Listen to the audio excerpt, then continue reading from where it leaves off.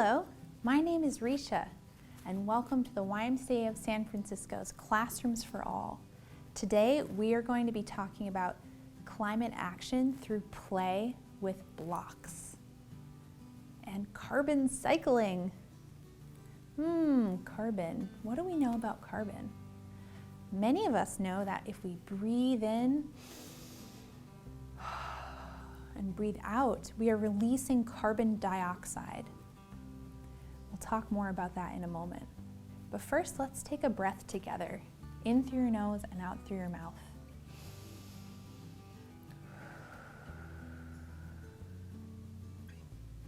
I'm so glad that we get to spend this time together talking about the climate and playing.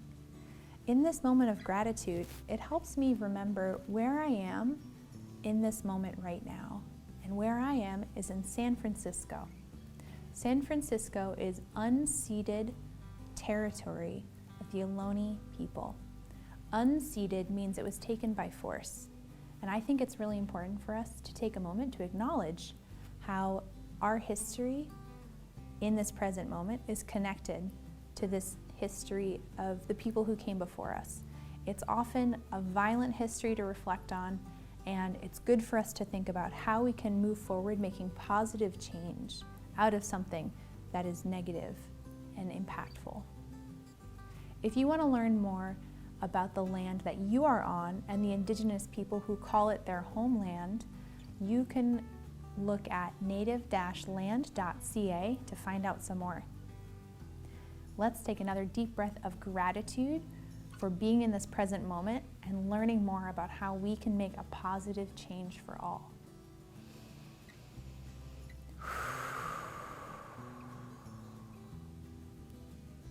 Okay.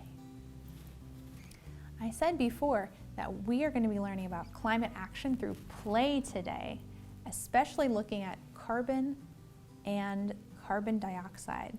We breathe out carbon dioxide, and many of you might know about the photosynthesis process, where plants convert our carbon dioxide into oxygen.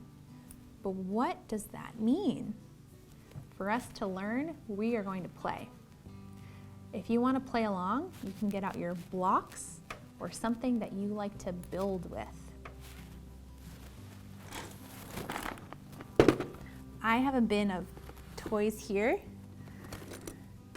that have a lot of different shapes and colors.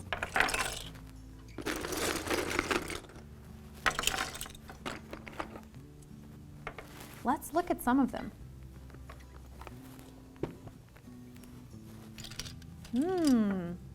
This one is pink, and it has 8 little pegs. And it looks like a brick. This one is green. It has a lot more than 8 pegs. 1, 2, 3, 4, 5, 6. 2, 3, 4, 5, 6, 7, 8, 9, 10, 11, 12. What's 6 times 12? It's 72.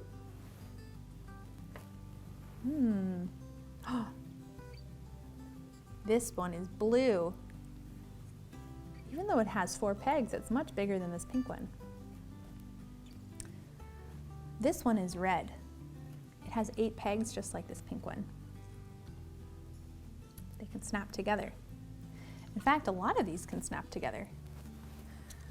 When I put them together and I start building, I notice how there's lots of different formations that it can create. Oh my goodness. Play is one of the best ways for us to learn, especially if you have a young mind or want to revive the youngness of your mind. Yes, playing is a great way to learn. When I'm putting together these blocks, I'm learning that there's lots of different shapes they can take. So even though I have a blue block here, it's still a blue block even when it's connected to this yellow piece, and it's still a blue block when it's on the bottom of my creation. It's still a blue block. Now when I move it from one creation to the next, it's still a blue block. The same is true of carbon. Carbon is one of many elements. And if you want to look at all of the elements at once, you could look at the periodic table. The periodic table of elements. The periodic table of elements is a list of all of the building blocks that make up life on planet Earth. Everything on our planet is made from a combination of different elements. Now, some of them we can think of as being small, and some of them we can think of as being big. But they can detach and recombine with each other in different formations. So at the beginning, we talked about carbon dioxide. That means one carbon and two oxygen. Today, our oxygen is going to be represented by two white blocks, and our carbon is going to be represented by one blue block. So if I were to put these together and combine them, I'm just going to pick this way to combine them. So let's say this is our carbon dioxide. This is what I breathe out. One carbon and two oxygen. And then let's get a plant in the mix to help us learn more. Okay, I have my plant friends here to help us learn. This is a type of vine. I think it's called a pathos vine. Pathos vine. I'm still learning, so if you know, you can tell me. And then this is a basil plant. So if I want to learn more about how I breathe out carbon dioxide and it becomes photosynthesis for these plants, I can play with my blocks and learn. So let's say I'm breathing out, my carbon dioxide. When it goes into the body of this plant's able to convert that carbon dioxide and release oxygen for me to breathe. But you can see the carbon gets left behind. The carbon gets left behind because the plant is going to use it to build its body. That's part of photosynthesis. Now, there's lots of other ways that this carbon can move around. For example, if I decide to eat some of this basil, I love basil, delicious. If I decide to eat some of this basil, thank you, basil.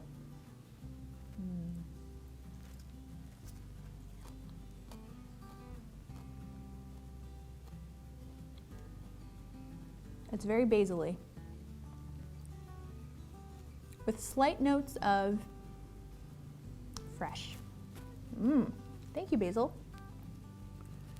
But now, a part of that plant has become part of my body. That means that I have taken some of the carbon that was part of its building block, and now that building block has become a part of me. But I'm made of a lot of different things all together.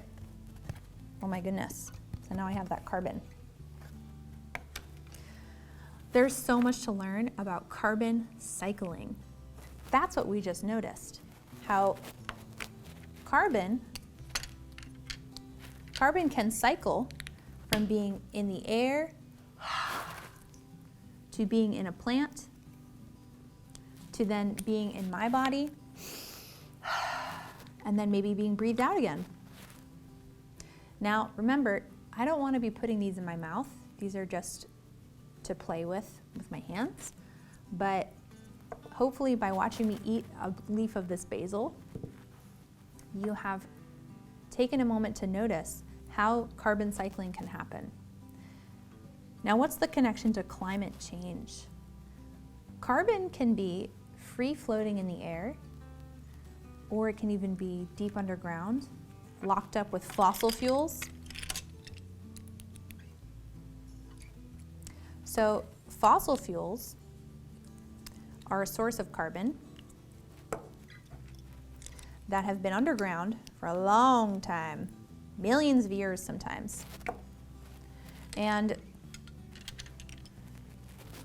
what happens when we dig it up and use those fossil fuels for energy, maybe to use petroleum for our plastics, or petroleum for our fuel, that carbon that's been underground for millions of years now is suddenly in the mix. It's been released and it's suddenly moving at a much faster pace.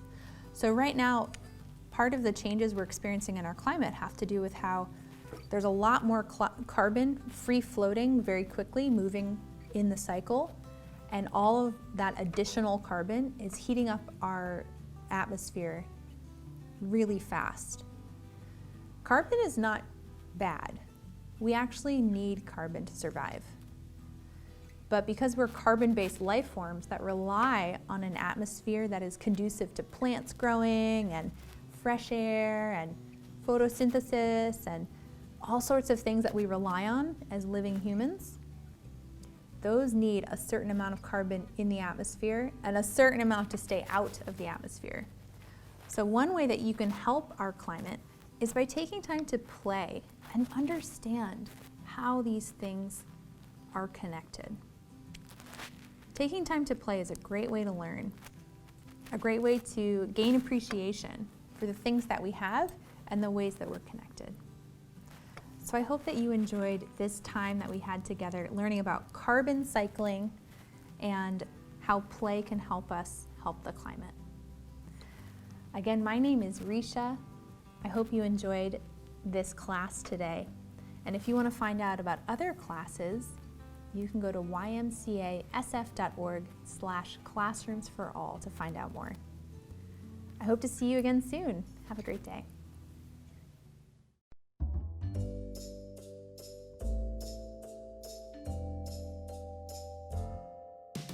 Did you know that YMCA of San Francisco never closed? When shelter-in-place happened, we could no longer provide in-person programming. We quickly shifted to provide youth and family programming virtually.